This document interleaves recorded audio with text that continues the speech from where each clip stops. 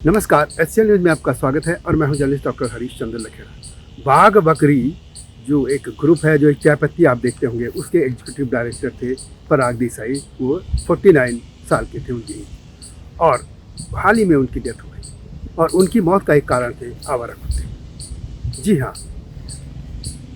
वो अब घर से बाहर निकले थे वॉक पे, और कुत्ते उनके पीछे पड़े या कुत्ते भौंके और वो दौड़े, उनके पाँव फिसला और गिरे, सिर पर चोट लगी, ब्रेन हेमरेज हुआ और उनकी डेथ हो गई। ये इतनी भर खबर नहीं है, या इसलिए भी मैं ये खबर नहीं बोल रहा हूँ कि उद्योगपति हैं और उनकी खबर मैं बता रहा हूँ, नहीं। मेरा मकसद ये है कि भारत में एक जो बड़ी समस्या हो गई है कि आवारा जानवर हो या कुत्ते और भी जो, वो मनुष्य और इनके साथ कैसे हिंसक हो रहे हैं।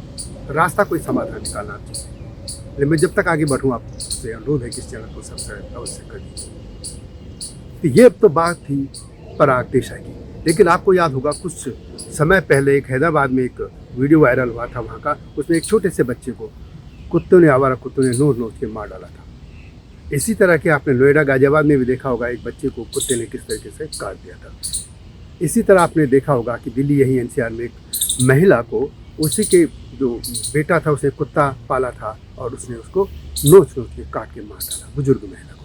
आखिर ऐसा क्यों होता है? और आपको ये जानकर ताजुब होगा कि भारत में हर साल 20,000 लोग रेबीज के कारण उनकी डेथ हो रही है।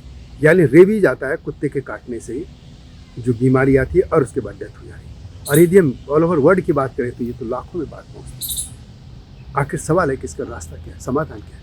और यदि इस घटना की हम बात करें, मेनका गांधी जो भारतीय जनता पार्टी में है, जो केंद्रीय मंत्री भी रहे हैं, उनकी बात उल्लेख यदि न हो तो ये अधूरी रिपोर्ट रहेगी। जी हाँ, तो बात करते हैं आवारा कुत्तों की। यह सत्य है कि इस धरती में जितना अधिकार मनुष्य का है, उतना ही जंगली जानवर हो या पशु हो, पक्षी हैं, जो भी हैं, उनका भी उतना ही हक है। और ये देखा जाए कि मनुष्य ने वास्तव में उनकी ज़मीन को हड़पा है।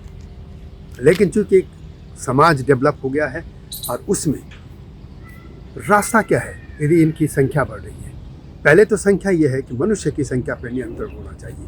मनुष्य की संख्या इस तरीके से बढ़ रही है कि लोग कभी धर्म के नाम पे और कभी किसी के नाम पे बस लगातार बच्चे पैदा किए जा रहे हैं। उसका समाधान होना चाहिए। पहले तो मनुष्य की पूरा फैमिली प्लानिंग यानी नस्लबंदी होनी चाहिए, और उसके बाद इन जानवरों की, चाहे वो जंगली जानवर हो, चाहे वो ये हो आवारा कुत्ते नहीं, मैं जो बंदर भी फैल रहे हैं या और भी जो जिनकी आबादी कुछ ज़्यादा हो गई है, उन पर को नियंत्रण सरकारों को कुछ करना ही होगा। जैसे हिमाचल है, उत्तराखंड है, इन इलाकों में तो बंदरों के नस्लबंदी के कुछ सेंटर भी बने हैं, क्योंकि उन्होंने वहाँ आतंक बनाया। लेकिन महानगरों में ये जो कुत्ते कर रहे हैं वो क्या हो रहा है?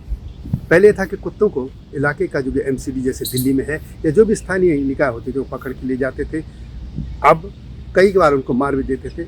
लेकिन उसके बाद जब मेनका गांधी का कोई एक एनजीओ है, और उन्होंने कहा कि क्रूरता है, वाकई भी सही भी है कि क्रूरता है। लेकिन उसके बाद एक मामला सुप्रीम कोर्ट गया, और मामला ये था कि इन कुत्तों का जो आवारा है उनको मारा न जाए, और सुप्रीम कोर्ट ने कहा कि इनको मारा नहीं जाए, इनकी नसबंदी कर दी जाए। अब होता क्या है कि एमसीडी वाले उठा के तो ले जाते हैं और कुछ दिन बाद छोड़ के आ जाते हैं। देखा जाए तो उनकी नसबंदी लगता है की नहीं जाती है। यदि एमसीडी में दिल्ली का बात कर रहा हूँ, ये पूरे देश में यही है, जो भी स्थानीय निकाय है, इनके कर्मचारी अधिकारी नाम मात्र के कभी कुत्तों को पकड़ लेते हैं, या जो काट लेते हैं, या उनको एक जगह रखते नहीं हैं, और उसके बाद फिर या उठा के ले गए, नसबंदी की कह देते कर दी, और फिर वहीं पे छोड़ जाते हैं। ये कोई समाधान नहीं, क्योंकि इन पशुओं को भी रहने का है, उनके प्रति भी वही हमारी दया करुणा होनी चाहिए, बिल्कुल सत्य है। परंतु यदि उनकी पॉपुलेशन तादाद इतनी बढ़ रही है तो उसका तो कोई समाधान निकालना ही होगा। मेनका गांधी का यहाँ तक तो रोल ठीक है कि इनकी दया होनी चाहिए, लेकिन इसके बाद समाधान क्या निकले? अब भी आप देखते होंगे कि कहीं भी आप जाएं, झुंड के झुंड रहते हैं आवारा कुत्ते, और वो कभी भी किसी पर भी वो भौंकने लग जाते हैं, किसी को भी काट लेते हैं। भारत के मैं आंकड़े बताता हूँ, ये पार्लियामेंट में जो दिए गए हैं उनकी मैं बात कर रहा हूँ।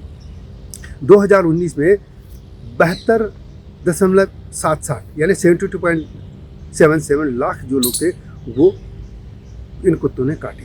इसी तरह 2020 में 46.33 यानी 46.33 लाख लोग काटे गए। इसी तरह 21 में 17.01 यानी 17.01 लाख लोग इन्होंने काटे।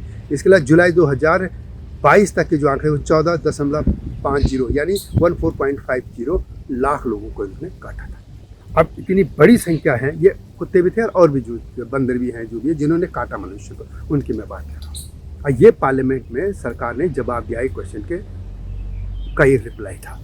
यानी जो ये आंकड़े हैं ये सरकार की तरफ से इन पे मुहर लगी। अब जब लाखों लोगों को कुत्ते बंदर वगैरह जो काट रहे हैं और वो बीमार हो रहे हैं और 20,000 लोग हर रात मर रहे हैं इनके रेबीज से, खासतौर पर कुत्ते के काटने से, तो कोई समाधान नहीं निकला जाना चाहिए? कोई समाधान तो निकला ही जाना चाहिए, निकाला जाना चाहिए इसका। आखिर ऐसा क्यों है कि बस हम छोड़ दे रहे हैं किसी को भी? मैंने पहले भी कहा कि मैं बिल्कुल इस हक में नहीं हूँ कि किसी भी जानवर को उनको मार दिया जाए, नहीं। एक रास्ता है कि सबसे पहले तो मनुष्य की नस्लबंदी की जाए, बड़े पैमाने पर नस्लबंदी का एक अभियान हो मनुष्य का, जिसमें आबादी नियंत्रण में रहे, और उसके बाद जानवरों की भी नस्लबंदी होनी चाहिए। एक तरफा नहीं कहूँगा मैं कि सिर्फ और सिर्फ जानवरों की नस्लबंदी हो, मनुष्य की, क्योंकि मनुष्य भी तो उनके इलाकों को हड़प रहा है। तो यह वीडियो कैसे लगी कमेंट में अवश्य लिखें, और इस तरह के मुद्दों के साथ आपके सामने आता रहूँगा। लेकिन आपसे अनुरोध है कि इस तरह के जो मुद्दे हैं इन पर अपनी राय अपने कमेंट में अवश्य लिखें। जल्दी आता हूँ नए मुद्दे के साथ, तब तक नमस्कार। हिमालय पे पेड़ हो तो गीत गाएंगी नदियाँ, गीत गाएंगी नदियाँ। पेड़ों पे चिड़िया है तो गीत गाएंगी नदियाँ, पेड़ों पे चिड़िया है तो गीत गाएंगी नदियाँ। माँ की लोरी जैसे होते हैं नदियों के गीत।